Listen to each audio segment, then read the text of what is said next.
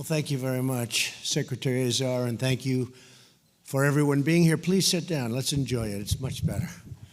You'd rather sit, right?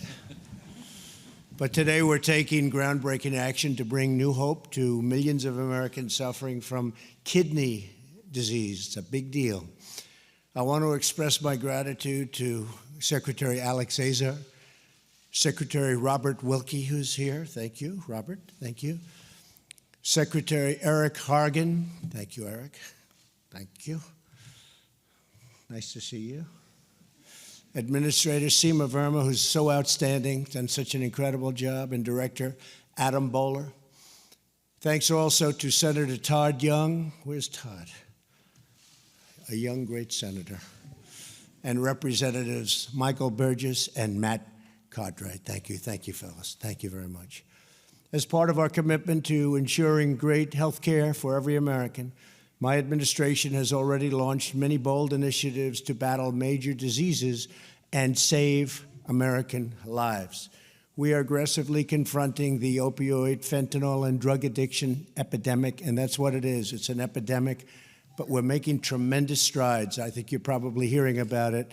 We'll be talking about it very soon. It's hard to believe. We're making tremendous strides, very tough situation.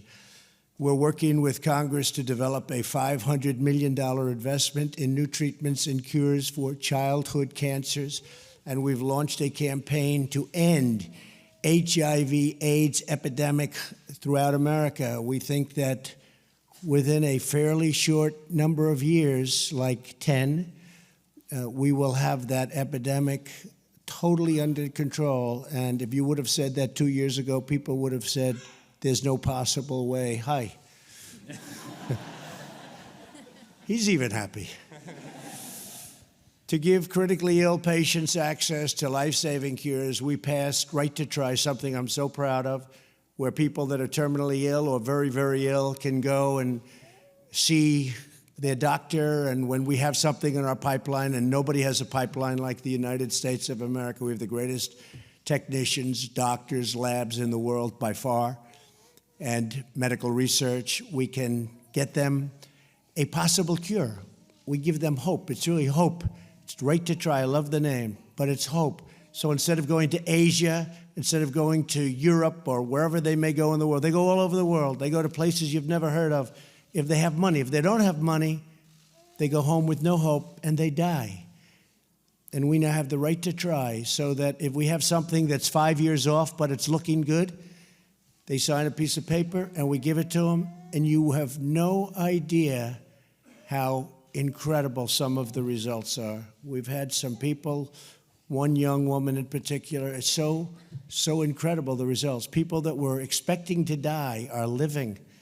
And Alex and Seema, that's been a tremendous thing. The results, not only is it a wonderful thing in terms of knowing how a certain medicine or possible cure works, but it's incredible to see the results. We've had incredible results. So we're very proud of Right to Try. They've been trying to get it for 44 years. More complicated than you think to get it. A lot of people didn't want to have it, but we got it, and it's something we're very proud of. Now, with today's action, we're making crucial progress on another core national priority, and that's the fight against kidney disease. In 2017,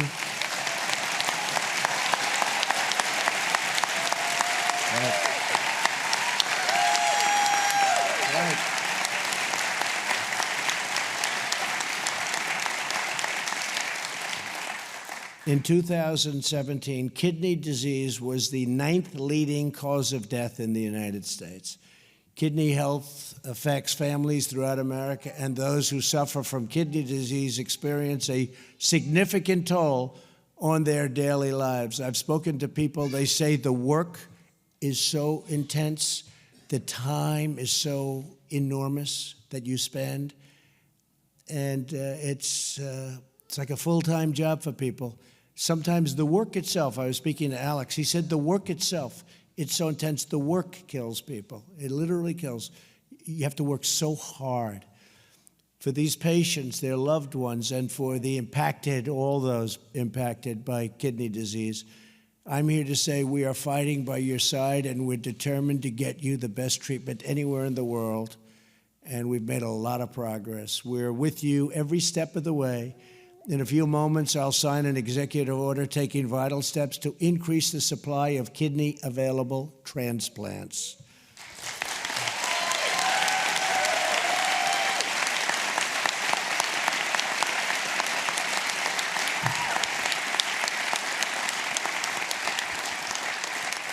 This action will also dramatically improve prevention and treatment of this life-threatening illness while making life better and longer for millions of Americans. It's a tremendous thing that's happening. Roughly 100,000 Americans are currently awaiting a kidney donation. Every day, 10 of our fellow citizens die waiting. Many, many people are dying while they wait. We'll do everything we can to increase the supply, and we'll be able to do that in very substantially in terms of the available kidneys and getting Americans off these wait lists so they can lead a full and healthy and happy life. That's the best answer of all. That's why my order supports the selfless individuals who donate kidneys by granting them reimbursement for extra expenses associated with organ donations, such as lost wages and child care.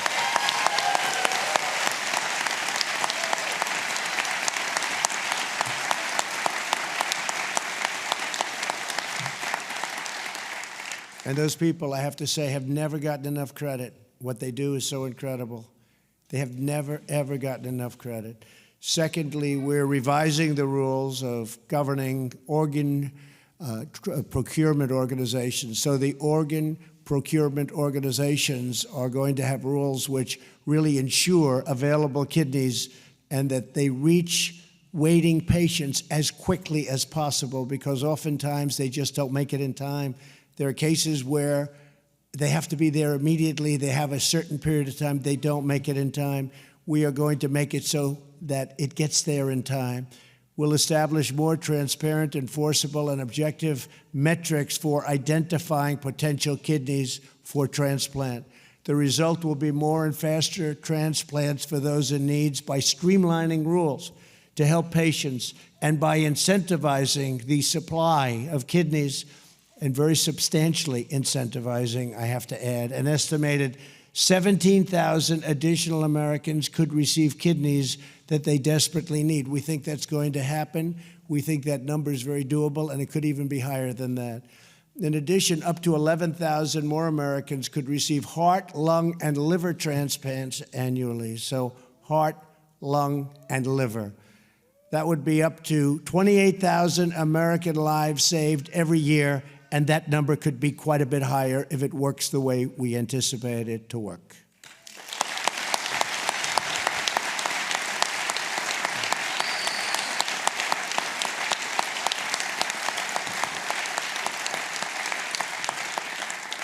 Thank you.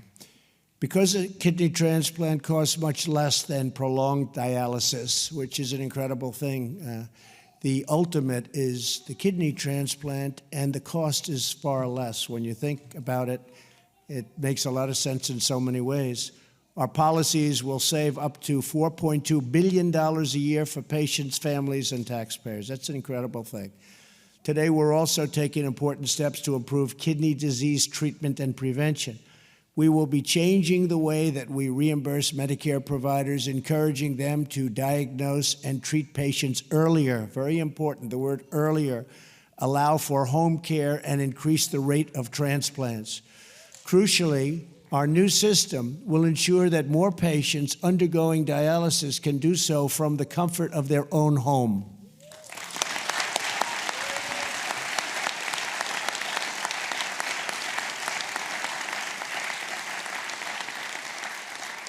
And doing this from the home is a dramatic, long overdue reform, something that people have been asking for many, many years. Sometimes amazes me that it never got done. So many things don't get done in government, but now we're getting them done.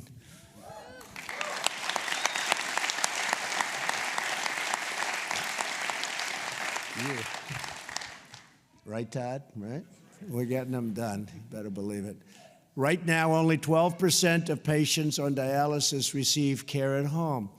My executive order will change that and reduce cost, transform care, and greatly improve the quality of life for kidney patients all across our nation. Finally, this executive order, such an important executive order, encourages private enterprises to partner with government to achieve incredible medical breakthroughs. We are going to prioritize a truly transformative goal, the development of an artificial kidney.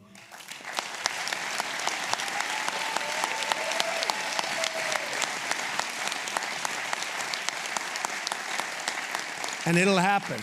That'll happen.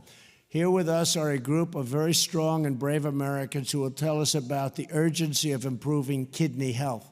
I'd like to start by introducing Jamie and Andrew Nash to come up and tell us about their one-year-old beautiful son, Hudson. Please.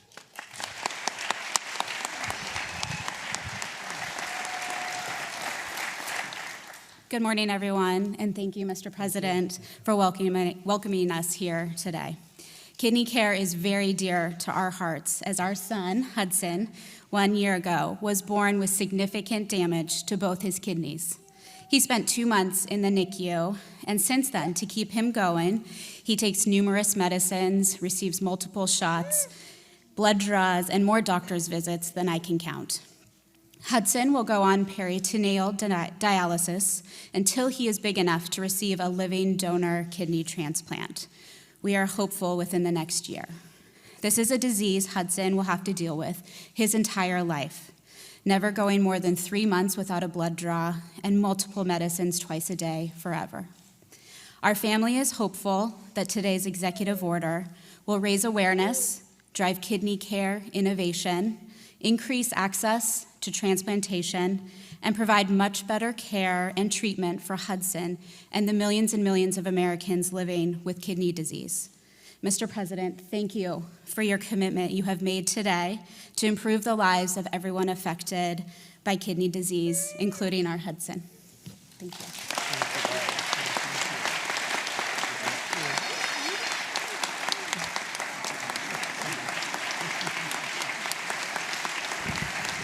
So beautiful.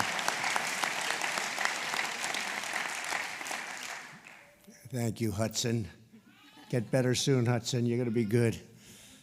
By the time it comes, by the time he's a little bit older, I think you're going to have a lot of answers that we're not even thinking about right now. Really believe that, right? Yes. I really believe it. Beautiful baby. Nancy Scott is a retired nurse and an ordained minister who was afflicted with kidney disease for more than a decade. Nancy, please come up and tell us your story. It's some story. Thank you. Thank you, Mr. President. Good morning. As he said, my name is Nancy Scott. I am an ordained minister, retired nurse, president of Dialysis Patient Citizens Education Center, and currently slowly working on a doctorate in industrial organizational psychology. But most of all, I am a patient. In March of 2004, I woke up on a Saturday morning and I could not see nor could I stand up. I went to the emergency room, and by Monday I was a full-fledged dialysis patient. My daughter said, "Mom, you can't be hooked up to a machine 3 times a week. I'm going to give you a kidney." We went for a workup, and they found out that I also had breast cancer. So I was on dialysis for 7 years. I received chemo and radiation. I had to wait 3 years before I went on a transplant because in the state of Delaware, you have to wait 3 years. I am transplanted now for 8 years, and I'm living proof.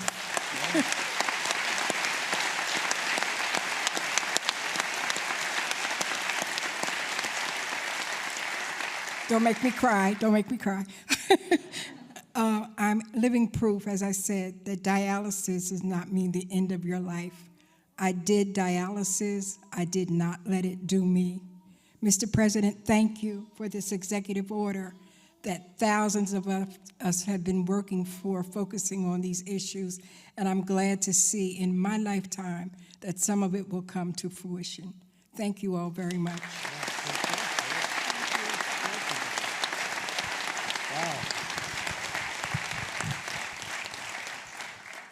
incredible story. That's hard work, Nancy. Huh? That was hard. That was hard work. How you just say that the regimen of what she had to do and go through, incredible. Great story. At age 25, Tunisia Bullock was blindsided by kidney failure while she was being treated for another disease. Tunisia, please come up and tell the story.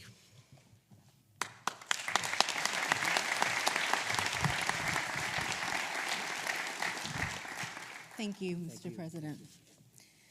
As a young woman, just graduating college with a degree in flute performance, the world was at my fingertips. I was so excited to start my life as a graduate student at the University of New Mexico. Little did I know that on the morning of July 1st, 2006, my world would change. The total trajectory of my life would change. 4 months later, I was diagnosed with lupus, and a year after that, I was diagnosed with end-stage renal disease. On June 13th, 2008, I woke up in the hospital attached to a dialysis machine. I had no idea what was happening to me. Would I live or would I die? It was in this moment that I knew I was in the fight of my life. As I journeyed through dialysis care, I learned that I had to take my care into my own hands. It was through my own curiosity and research that I found what treatment mode would best be suited for me. As I reflect back, I now realize that my healthcare providers failed me at the beginning of the dialysis continuum.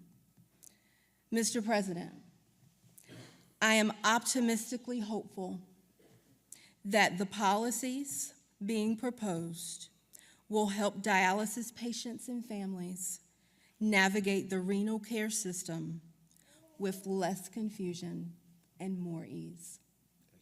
Thank you. Thank you very much. Thank you. Thank you.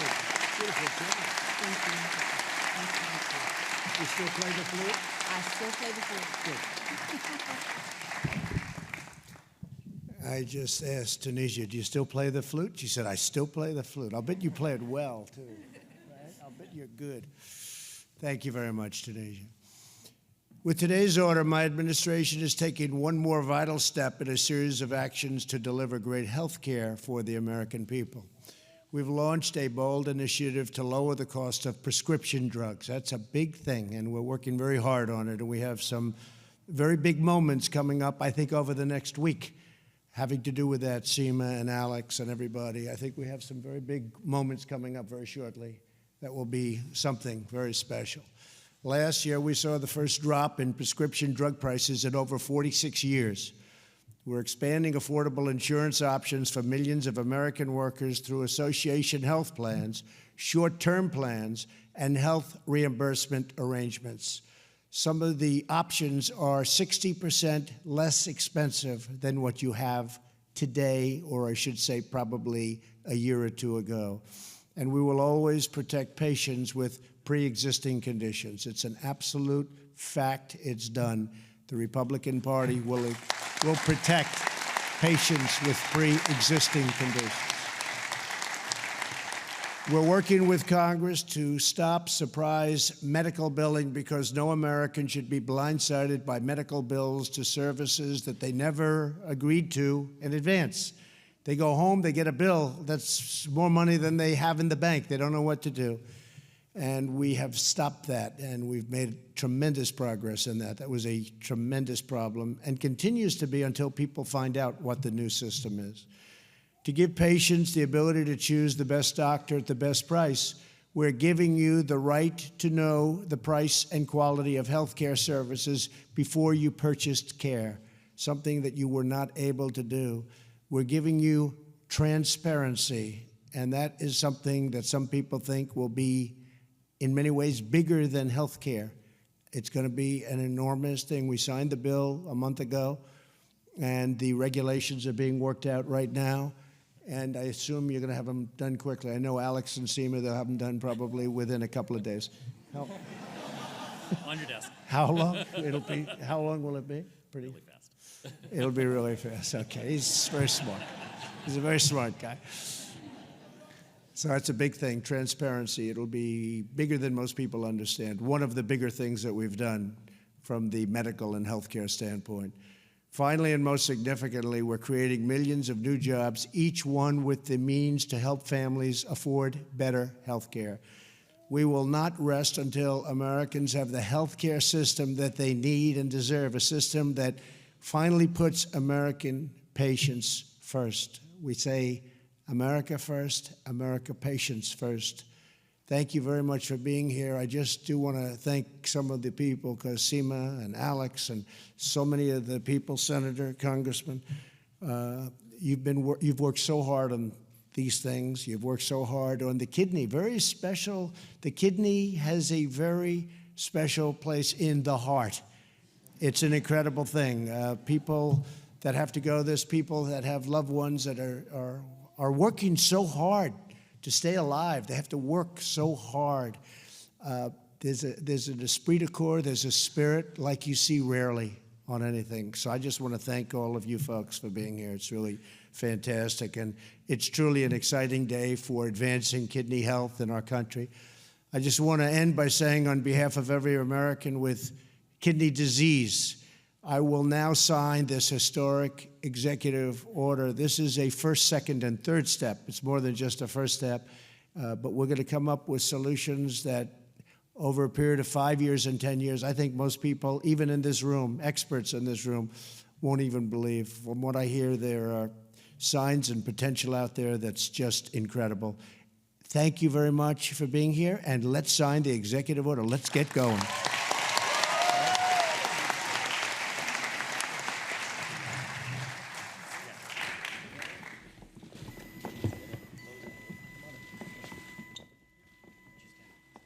We'll give this pen to Hudson. We'll give this one to Hudson.